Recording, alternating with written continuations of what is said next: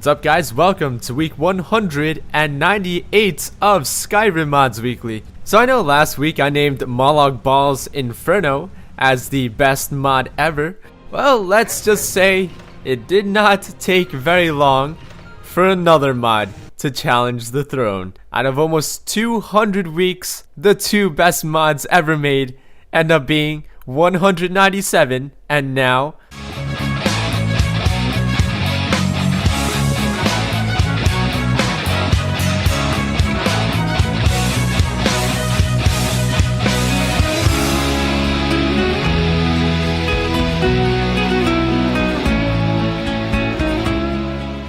and the follower mod this week is none other than the former Ranger General of Silvermoon, the leader of the Forsaken, the queen of Banshees.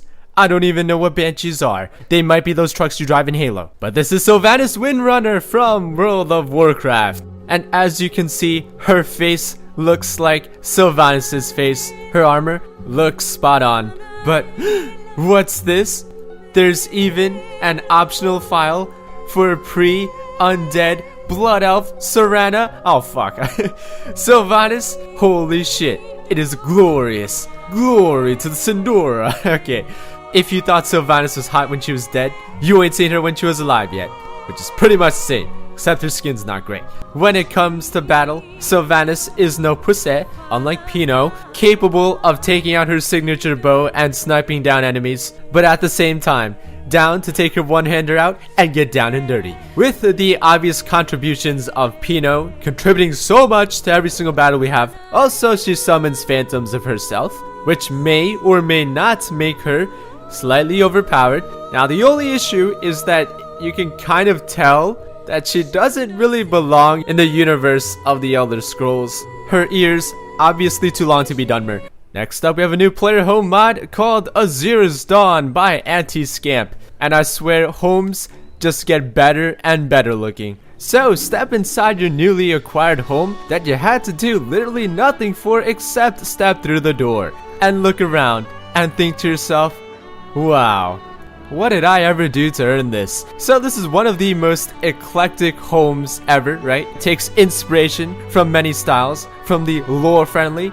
to the non-lore friendly, a perfect mix so that it still feels lore friendly while getting the perks and the aesthetics of the unlore friendly. So this home comes with a massive, unnecessarily long bedroom, children's rooms with the toys immersively scattered on the floor, almost as if you'd had children here all along and they've been playing with their toys immersively. Want to bring over some guests for the night? Is his name Nazim? Show him to his guest room. Why, here you go, sir. Here's your fine accommodations. A treasury room that makes Nazim look like a pleb. But who the fuck cares? Let's be honest, the only room that matters here is the bathing room. Wait, where are the sluts? Anyway, that aside, this is probably the most beautiful bathing room I've ever seen. You know, it's just sort of distinct lack of... Can't quite put my finger on what's... Oh, right. Scantily clad females occasionally walk into bodies of water. The food in the kitchen with that lighting, it's like virtual food porn. And the dining room is, of course, glorious, and this is all well and good. But unfortunately, there seems to be an unsolicited gap in these stairs, which single-handedly makes this the worst mod ever. Next mod. Just kidding. It was pretty awesome. This next mod is the result of over 1,700 hours over the course of 3 years by one modder. That, my friends, is dedication. And this, my friends, is The Forgotten City by Nick James Pierce. So this quest begins when you receive a letter from the courier. A woman has stumbled upon an ancient Dwemer city where the only entrance is a shaft. Her brother has jumped down and now you're gonna go look for him. Or you can accidentally push her down too, and then murder her when she tries to attack you. Well, that's that for that mod. Next up we have... No, I'm just kidding. So once you're down there, you realize that there's actually no way back up. Her brother is dead, and according to his letter... For the lake house calls to you, and when it does, you must not listen.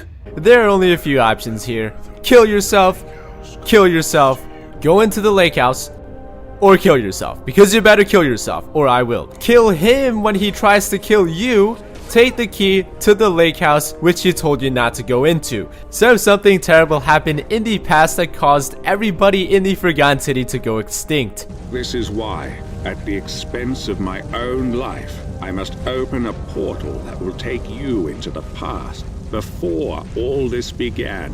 The story here is no doubt the best of any Skyrim mod. It's so good that it really reminds me of blockbuster movies like Inception, Interstellar, and especially Edge of Tomorrow. And it's so cinematic as well, especially the custom composed soundtrack.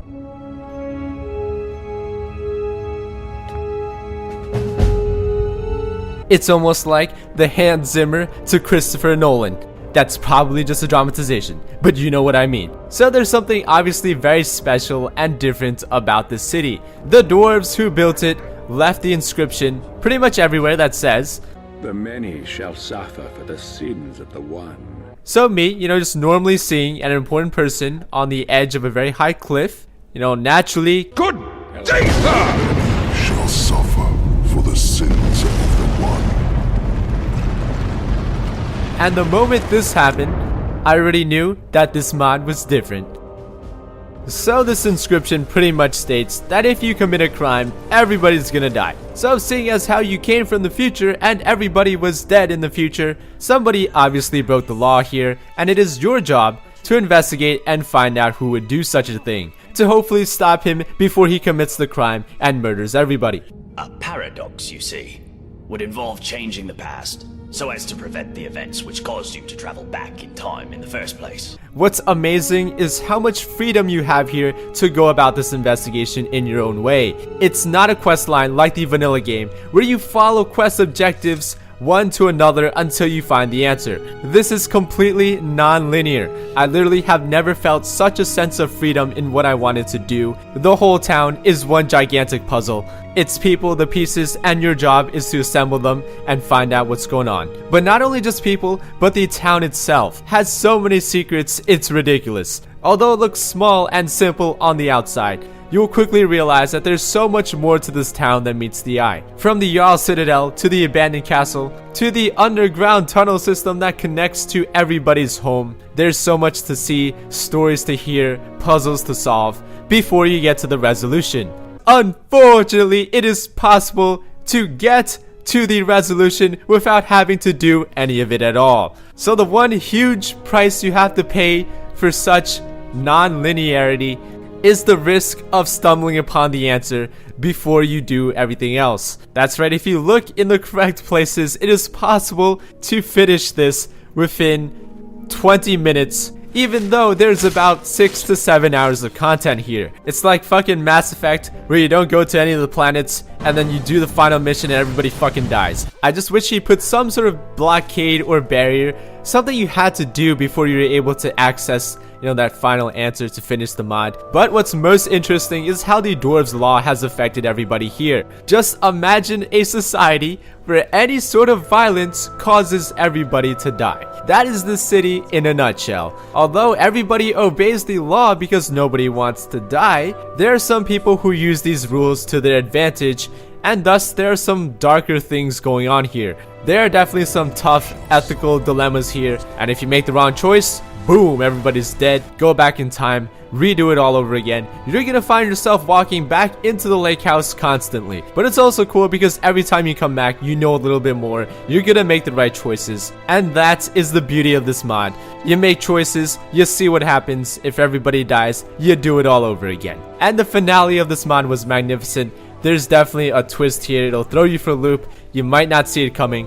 And the ending is about as satisfying as any mod I've ever played, although technically the mod wasn't as advanced or highly scripted as Molag Bal's Inferno. The story, the soundtrack, playing in both the past and the present really made this mod one of a kind, and is undoubtedly a must-play mod.